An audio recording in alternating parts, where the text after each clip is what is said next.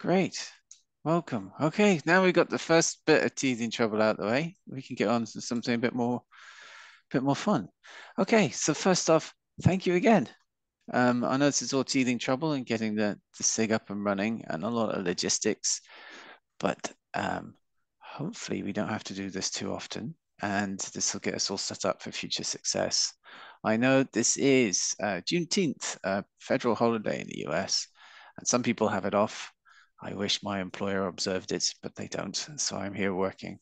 Um, but it's also 6 a.m. here in Chicago and 4 a.m. in the Pacific region of the US and about 7 a.m. in the East Coast. So it's not the best time for a lot of people. And I really appreciate everybody who can make it. Um, the reason for having it at this crazy hour is that we can all at least try to get together. There's no time zone that fits everybody who wants to participate in the SIG. There's always an awkward time zone, no matter which slots you pick. So this is the first awkward one so that we can pick more comfortable time slots for future meetings.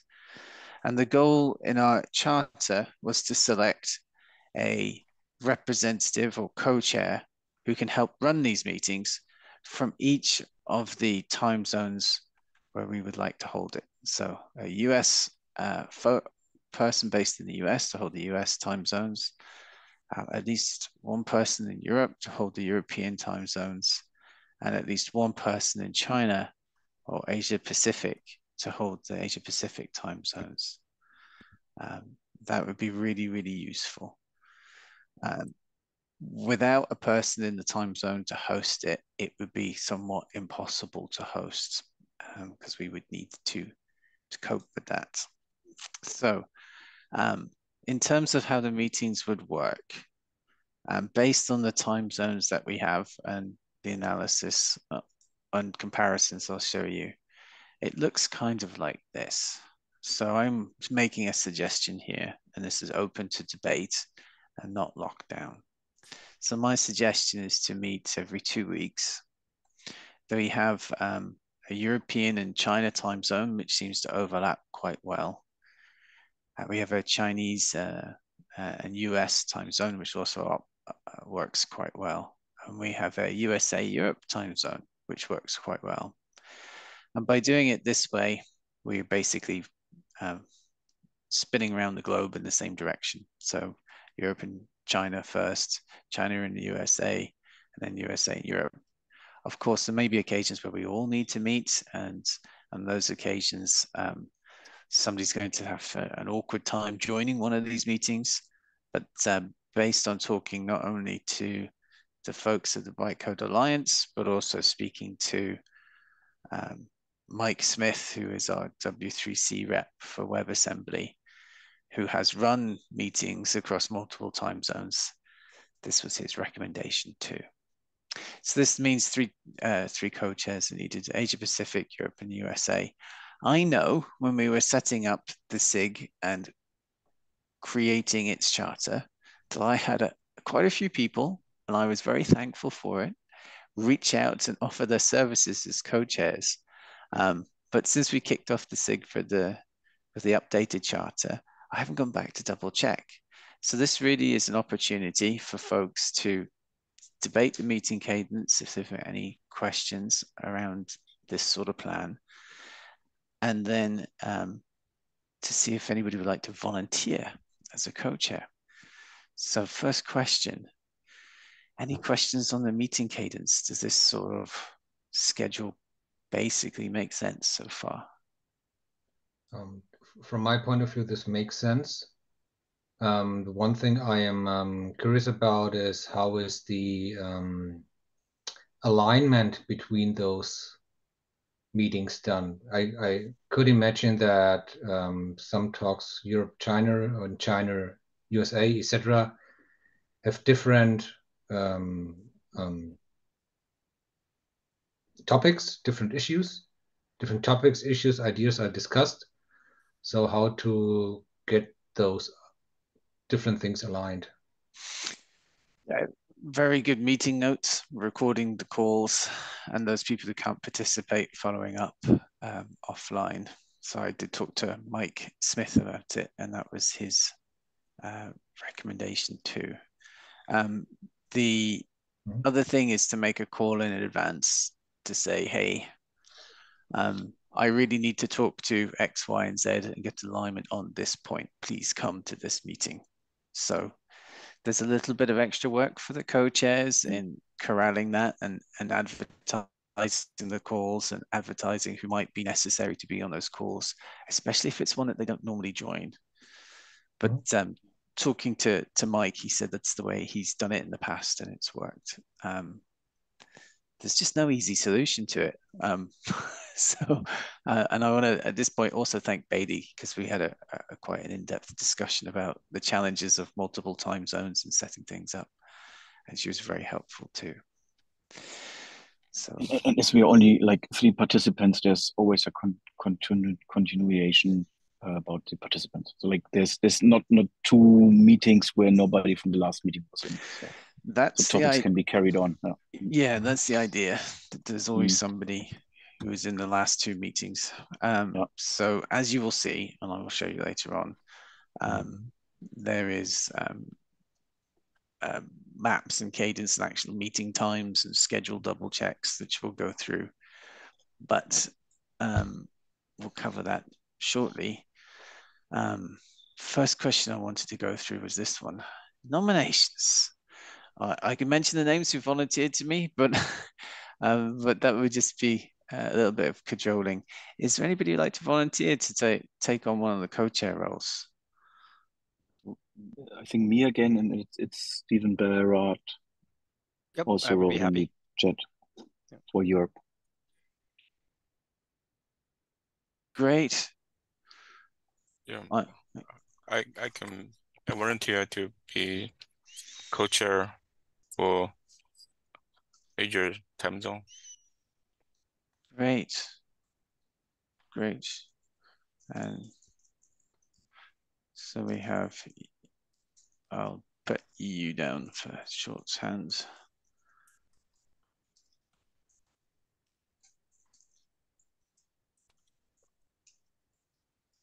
I'm not welded to the role, but if there's nobody else who'd like to volunteer, I can certainly take it on for the US.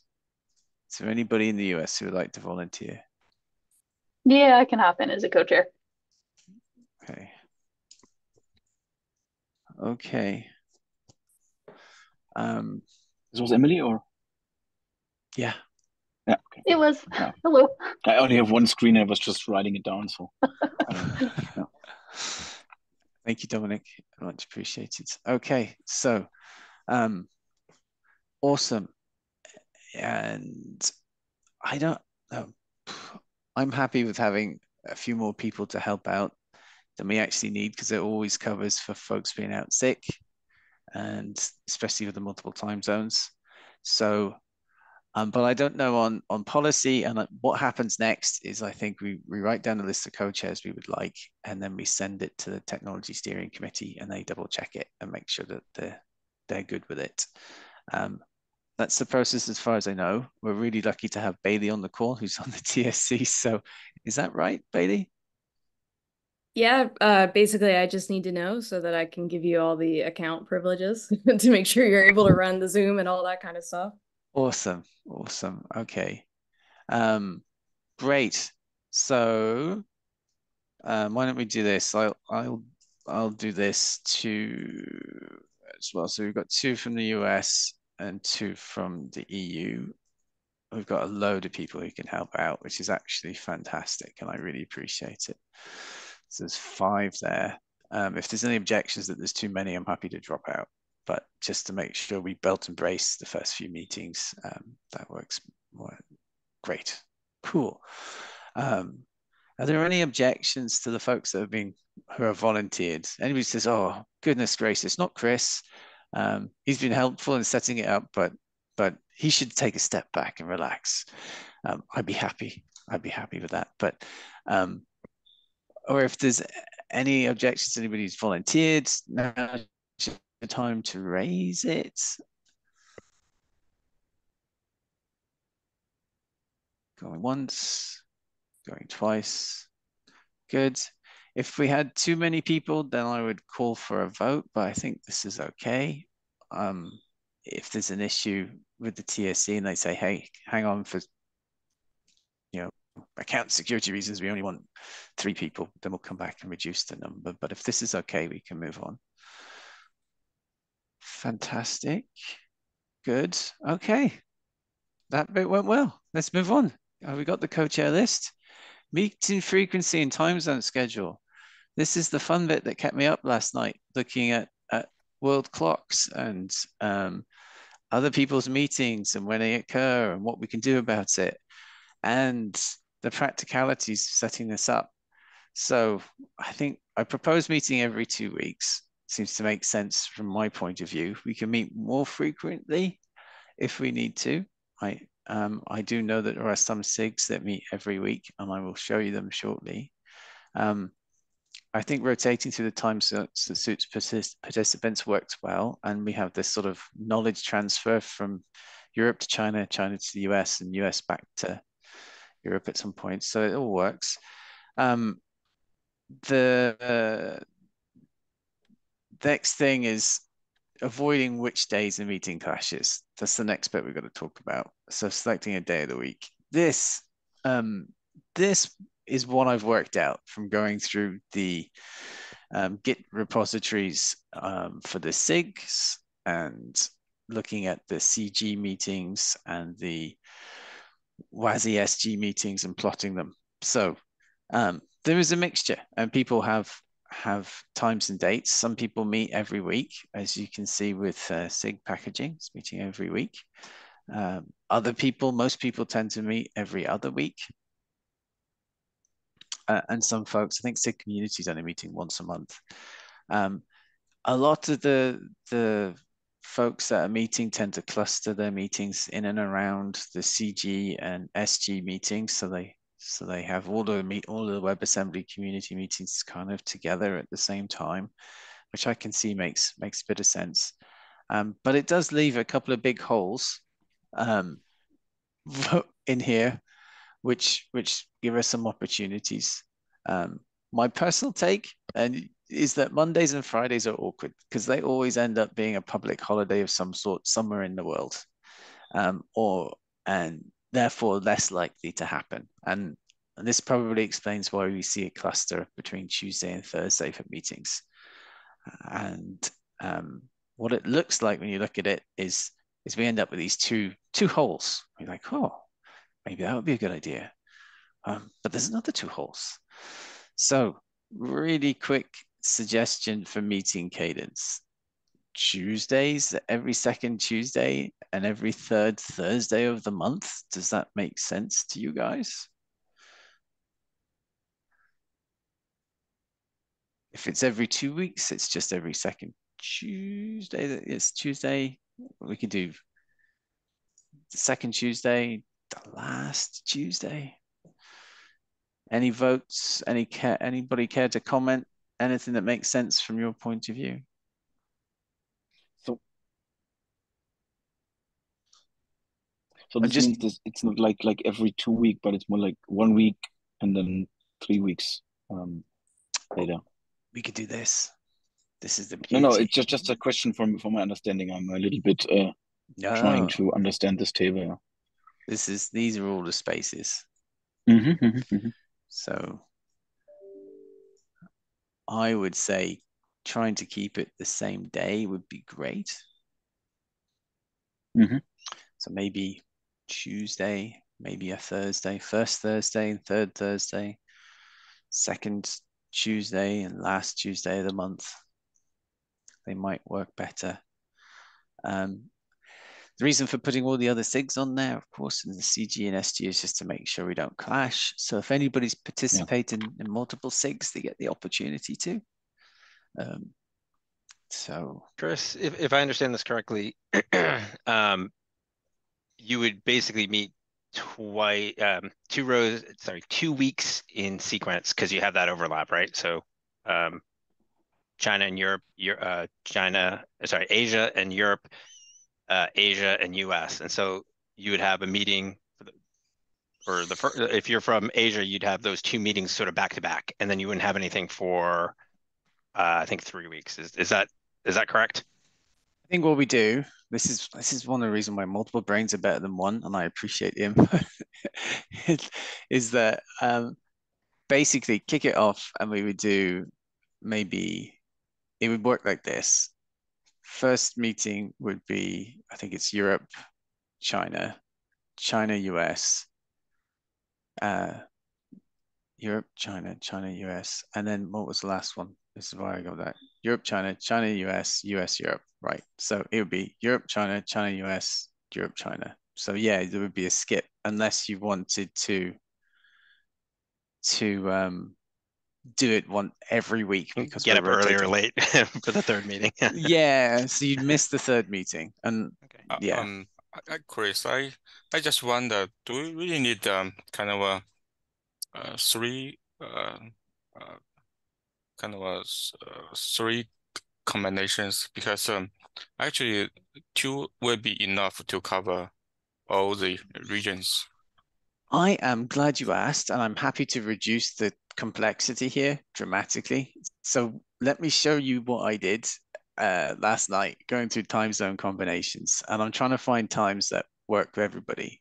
So I did these time zone maps where I went, okay, if we put the US Pacific, Central and East here, and then we have Central European time and time in Beijing and China.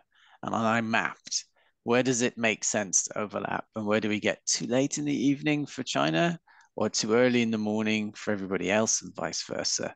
I started to map out where does this make sense, and I did it with a Chinese focus, a European. This is a European focused one, so you can see midday's kind of in the middle, and then with China, midday in the middle, and then I did the US, midday in the middle, and then I did East Coast, and this is where we are today. This is where it is, and midday in the middle. So there's a little bit of a compromise for everybody, but if we can get time zones, if somebody's happy to compromise in a particular time zone to have a later meeting, then we can totally reduce the complexity here and have just 2 time zones. But this is part of the reasons why.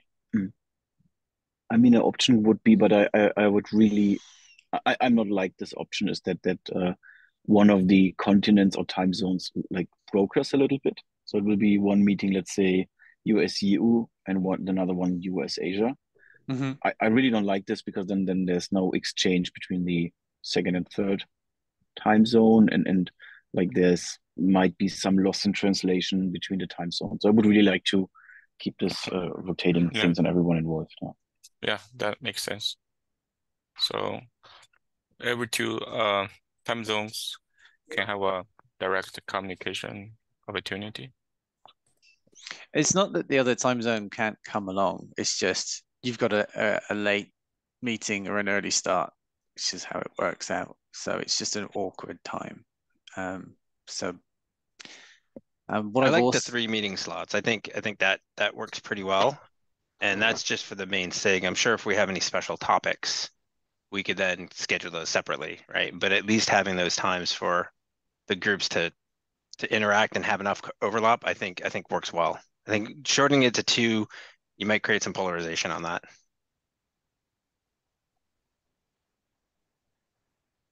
Yeah, each combination gathers together all 6 weeks, if I got it right.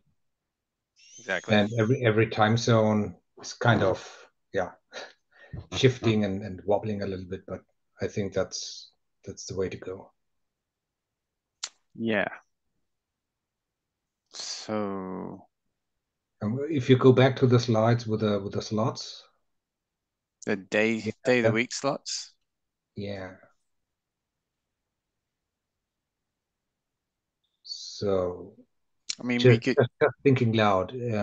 If you would put in every does this work kind of cell the appropriate group with the combined time zones, maybe this would help. Also, yeah, but I think the proposal from Chris was that the groups will change all the time. So let's say we take we take the Tuesdays, and then it would be second Tuesday EU US, and then fourth Tuesday EU Asia, and then Yeah. wrapping around, and the second Tuesday would be China US. So basically, it would, because it's 6 weeks, it would like move along the way. Yeah. So you would always have like 2 consecutive meetings, and then you have a 4 week break in your time zone. Yeah. So this is how I understood that it would like move through the days, which will be a challenge to set up a Outlook series with like but yeah. Yes, yeah, yes. Or we can reduce that break by having weekly meetings, if that suits, so we can increase the frequency and just be mindful. What I have done on these chats is when we pick the time of day for a conversation, just be mindful that we don't overlap with the meetings that exist at the moment. So what I have done when we pick times is just called out, it's basically these 3 hours in which most of the meetings are occurring, because they're all clustered around together. So we could decide to do something like this if we wanted to, and do pick one in Tuesday. Every Tuesday we meet, and we just pick a time slot that doesn't overlap. And to be honest, I think it's doable. But let's go with this right now. Let's go with every other Tuesday. And then I think this might be a suck it and see problem. Let's just try and set it up, see how it runs, and review it in 6 weeks. And if it's not working, we can update the schedule and change things. We're the first SIG to go through the process of trying to cover multiple time zones, so it's not an easy selection. But so you're proposing the Tuesdays on the non-WASI CG weeks. Correct. Okay. So let's do this. So this would be pick this one, and we would do this. Okay. So that's my proposal, just to give it a try, set it up. If it's not working, if the calendar invites are too confusing, if they're moving about in everybody's calendar too frequently, and we need something a bit more stable, we'll just stop and change it. But we can give it a go. It can only not work, and then we can only fix it. So how does that sound? I think that works. I think scheduling us on Outlook or Google is probably not all that difficult, because we're going to have 3 sequences, and they're going to be set to meet every 6 weeks. Yes. And they'll be offset by 2 weeks. And so that should be simple. The only reason why I say that is if anybody's on Outlook or Office 365 and anybody's on Google, which is I think what the group is, any sort of complicated reoccurring meetings get totally foibled between those two systems, even to this day. It's strange. So when we schedule these, we should make the series as simple as possible. Otherwise, you'll create a chaos in everybody's calendar. So. Yeah, I'm with you, man. I'm thinking 3 series, 6 weeks. 3 series, yeah, 6 weeks. Yeah, it's just really. This is where I probably call for help, like just the Google Calendar, Google Groups integration, and trying to set it up. Just the logistics of that, and everything should work. But then I was getting a huge number of bounce backs of undelivered mail when you try to send a Google invite to a Google group. I can send an email, but the invite just bounced back. So then it was create it in your personal account, export the ICS file, attach it to an email, and send that to the group. There was just no easy way of doing it. It's really frustrating. But yeah, okay. So let's try this Tuesdays, every other Tuesday, we got a good idea on how we can set up the Outlook schedule or the Google Calendar schedule, and probably end up doing both and trying not to clash with each other, or calling on somebody who has a lot more experience of this than I do, which is my crutch in this meeting is going to Bailey for some advice, because I know she's done this before, on the best way of getting this all set up and running. I don't know if there's any tricks that this for Google Calendar and Outlook, but I can ping the folks at the Bytecode Alliance. They've been really supportive so far. Right, let's move on. And now we've kind of picked a day of the week and the frequency. And the next part 3, selecting a time zone slot. So this is what it looks like with a European focused calendar when we look at overlaps with China, which is the first call. So at this point, I can see a huge chunk of time which seems to overlap. Early in the morning for Europe, and it's mid-afternoon to late evening for China.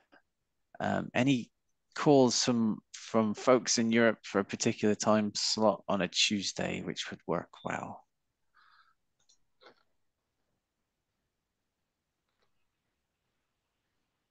Or can I suggest? Yeah, so 8 would work for me very good. But I think a lot of people are not too keen. It's already set to start this early in the morning. So maybe then it would be rather 9 or 10.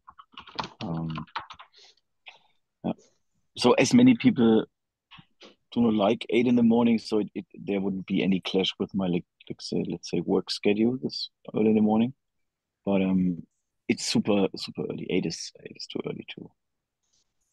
Which I'm telling you, US guys now, where it's like 7 in the morning or something. Yeah. So, but it seems to be looking at the chat. So there seem to be people going for.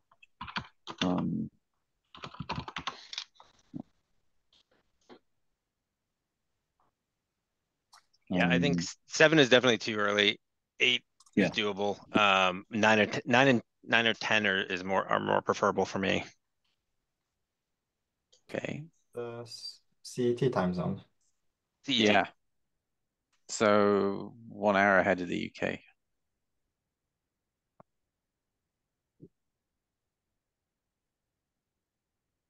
Oh, that's true. So 9 a.m. would be 8 a.m. UK, right? Oh, yeah.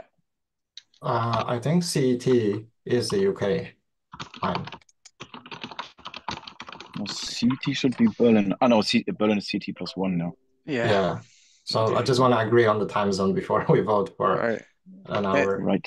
So when I looked this up, because I talked to our colleagues in Germany, like this is Germany. This is what this is. Yeah, Germany, France, Central, Western Europe, except for Portugal and UK. Yeah. Yes. 8 works best for me, to be honest. This time zone? Yeah. Okay. It seemed to work for Dominic. It was a stretch for Stephen. Are you okay with it? And I'm fine with it. I think in the chat, what's it? Merlin said definitely not before 9 is his suggestion. Sorry for that, Merlin. The only concern I would have with 8 is that's 7 a.m. in UK. Do we have anybody from the UK here that's gonna have a problem with that? Oh, sorry. Yeah. I did the math wrong. Yeah. I think 10 works best for me. Not 8. It's getting worse. Okay. I mean, I can be flexible, but if my preference is 10. I'm more for making sure everybody has caffeine. How does this work for a Chinese colleague? 4 o'clock in the afternoon? Is that okay?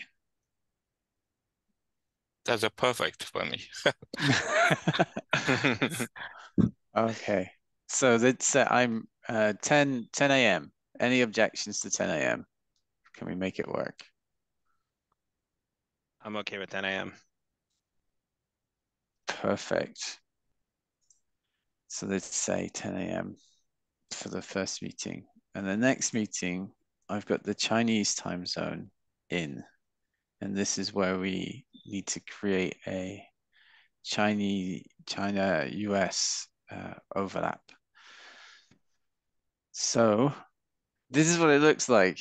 It's early in the morning or afternoon. There's no nice match this time around. Yeah. So this is me. This is Chris. Chris is happy. We're slightly later in the evening. But this is Emily and Bailey would be here. I think you're East Coast, I think. And China. So how early in the morning does it work for our colleagues in China? What would be a good early time? For me, so actually, I've been working on daily 7 a.m. Meeting for a few weeks already, but I just wonder where that will be, how longer that will be continuing. Okay. So 7 a.m.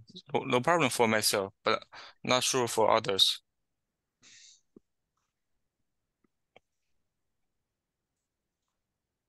I hear you. What about our other Chinese colleagues? How early in the morning is too early? I think it maybe a little early for some China guys. Mm-hmm. 8 o'clock maybe okay. It works for me. So 8 o'clock. I'm all right with. It's only once every 6 weeks, which is the good side of the meeting cadence. It's only once every 6 weeks. It's going to be a slightly late meeting to catch our colleagues in China, and for an early start for our Chinese colleagues. So 8 a.m. okay. 8 a.m. is okay for me. Cool. What about our US colleagues? It's an 8 p.m. meeting for folks in the East Coast and a 5 p.m. meeting for the Pacific folks. Any strong objections to it? Can we make it work? I can make that work. I think it's worth it. Okay. Okay, so going once, going twice, gone. We will. It might be worth pointing out that while these might be somewhat uncomfortable, it is once every 6 weeks. So we're not doing weekly at these times. Yeah. Yeah, this is the good side of it, right? Yeah. So everybody's like, wow, every 6 weeks, that doesn't seem very frequent. And now everybody's like, yeah, I don't have to get up very early or stay late. Okay, so then the next bit is to pick a time zone for US Europe overlap. And I just plotted the Pacific version. Don't do it. Yes, there's this purple bit here. And if we look at the East Coast, it opens up a little more. So this is us today. This is what we're up to, which is far too early for our colleagues in the Pacific region to participate. And I really know that and appreciate it. It's not very convenient at all. So that kind of leaves this overlap in the afternoon, which I know working with colleagues internally in Germany that this is a very busy period of time where I overlap with them very frequently. I was going to suggest probably 10 a.m. US East Coast time. Be 7 a.m. for the Pacific colleagues. Doesn't clash with any meetings. So we could move it to here because we're not overlapping in our meeting selection. But it's It's a 5 p.m. meeting for our friends in Europe. Once every 6 weeks, could you do a 5 to 6 p.m. meeting? For me in Europe, I think 4, 5, and 6, they're all valid meeting spots. I have no issues with any of those on the European side. From my point of view, Europe is 4 or 5 p.m. The reason is if it's after 6 p.m., as I'm asked to start at 7 or 8 a.m. in the morning, I will hit the I will get in conflict with the law, basically in Germany, because after 10 hours you have to stop. That's just like it is. So starting at not 7 a bad law. Yeah, not a bad law. In some aspects you're right, but I have not to choose it. I have just to follow it. So just after 6 p.m. Europe time zone is quite hard. So I'm also struggling regularly with the WASM and WASI meetings that start at 6 p.m. Europe's time zone, because then I have to find a slot where I have to do a break kind of bylaw, right? In the middle of the day, not to hit the 10-hour limit. Yeah, that's like it is. Just my 2 cents on it. So 5 to 6 would work, but 6 is a little bit too late. Yeah. So 5 to 6 is 8 a.m. in the Pacific region. I think that's okay. That seems reasonable to me, but then it's a 10 a.m. meeting for me. So but it does look a whole lot more comfortable than the current meeting at 4 a.m. So any objections to picking 5 p.m. European time, 11 a.m. US East Coast? Does it work for you, Emily?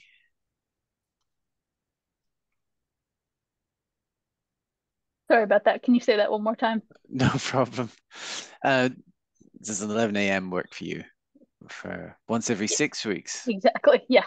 I've usually, because it's like that is a populated meeting, like Right. time range. But yeah. We can do that. Okay. Great. So looks like we've picked time zones or time slots for each of the 3 meeting series we'll need to create. Okay, so it's not impossible for colleagues. So the thing is that these meetings are not closed to people from the other time zones. You're more than welcome to come. It's just at a really inconvenient time where people are usually asleep or hopefully doing other more interesting things. But we have the time zones picked. Great. So this was the bulk of today's meeting. We've managed to go through and get nominees for co-chairs. And thank you very much for everybody who volunteered. It is very much appreciated. We've gone through and picked a meeting schedule. So we're going to meet Tuesdays. Every other Tuesday, there will be a meeting. And we've worked out the time slots for these meetings and the rotation for them. So we've done quite a lot of just basic housekeeping, which we needed to do. And this is all the information that we can then give back to the TSC and to Bailey and get the meeting schedule set up and get a Git repository configured and then get these meetings sent out. So we should probably aim to start, I would say, in the next off slot for Tuesdays, which would be, by off slot I mean next Tuesday, in which there isn't a WASM meeting. So we had one this Tuesday. So first meeting would be, well, the first meeting of the series would be Tuesday, the 25th of June. And it would be the EU-China meeting. So does that work to kick things off? So that would be the first meeting would be 10 a.m. Tuesday next week, led by Dominic and Stephen. And Xin from China. Sound good? I got a thumbs up. Yep. Perfect. That works. Okay. So now I have a whole bunch of housekeeping to do to translate meeting notes, look at transcriptions if it worked. Go through the logistics of transferring this all over. So we've covered everything I needed to cover to get us all up and running, I think. Next question is, as always, is there any other business? Do we have anything else to talk about? Chris, you said you wanted a repository. Are you looking for like Bytecode Alliance / SIG-Embedded? I ask because it'll probably be me making it. So good point. Yes, I think there was a call to set up in our charter. There was a request for a Git repository as well for examples and code samples and stuff. So yes, please. Yeah. So we had one for SIG registry, which is now been rebooted as SIG packaging. They ended up not using their repo. I'm not opposed. But we had originally created that with capital for the name. I suggest that developers like not capitalizing things, and so maybe they're not even using that project, so you can name it whatever you want or however you want. I dropped what I would name it in the chat. And okay, great. I can let's have a look at the chat. Yeah, because it's all hidden when you're presenting. Lowercase SIG-embedded. That's perfect. Okay. That's absolutely perfect. Thank you very much, Bailey. For the action items, so the co-chair nominees will be presented to TSC, or who is yeah, so I'll drop an email to the TSC with the co-chair nominees on the list, and then there's a whole bunch of like 1Password settings and Zoom access to host the meetings and creating the meeting schedule in Zoom and all the rest of that has to happen. So there's a bit of homework there and coordination with the TSC and the Bytecode Alliance to get to use their resources to host the meetings. So yeah, that we will go through offline. Cool. And another thing, sorry, for the action items. So I assume that invites will be sent out for the meetings. Will the co-chairs do this? Will you do this? Or who is inviting people? I'm really glad you volunteered to take meeting notes, Dominic. I will do it. Okay. Since I've battled with it already, and you've seen me try and post meeting invites in like 5 different places: Zulip, Google Groups, Google Calendar, Outlook calendars, all the rest of it. Okay, so that would get us. Sorry, Chris, just checking. You're the only Chris in this meeting, so I have all the action items for Chris. But if there's a second one, Stephen, I think. Yes. One thing I would propose, there was a question about continuity between the regions on these. One simple thing that we can do, and I'm just proposing this to the chairs of each of the groups, is obviously we'll be taking minutes in each of those calls. Maybe the first thing we do in any of those meetings is read out the notes from the previous one and then use those as discussion points. So that'll just provide that sort of level set at the beginning of the meeting. If there's any other questions, at least half of the group will be from the other region. So they'll be able to have some discussions if there's questions. And then obviously if there's anything that's in conflict or, needs the wider group, we can use, we can set up another meeting to go do that, but at least we'll have that overlap. And so we can read out the notes, get any sort of questions, and then that becomes sort of follow on for the next, as we hand that off to the next region. Yeah, that's a perfect idea. Yeah, and it's funny because I think I was doing that last night. There was a discussion on memory sharing between modules on Git and for WAMR, and they look like a natural overlap in approach with what Deepti was suggesting at the in-person meeting. So there's another example of me trying to remember what Deepti presented and try to say, share the information with the colleagues looking at the WAMR extensions. But yeah, if anything, there's a half of it is that hand-holding and information sharing, which is really important. Great suggestion, Stephen. Thank you. Chris, as the the chair of this meeting, you will upload the video to YouTube, so you're able to log into the Zoom account and then add it. David mentioned that I think you're onboarded for that. I think so. If you're Thank not, you. hit me up. Okay. Okay. Yes. Because I was just thinking about the case where we're not able to record in some of those standardization meetings because some folks object to being recorded. I think it'll be a lot easier for this group with the recordings being up and making sure that you get the video up before people meet. Because transcripts can be a little lossy, especially the back and forth, I think. And Deepti's presentation was really interesting with Ben. And I don't know how easy that would have been to understand through meeting notes. Yes. Yeah, it's a good call. So, and thank you for reminding me about the upload thing.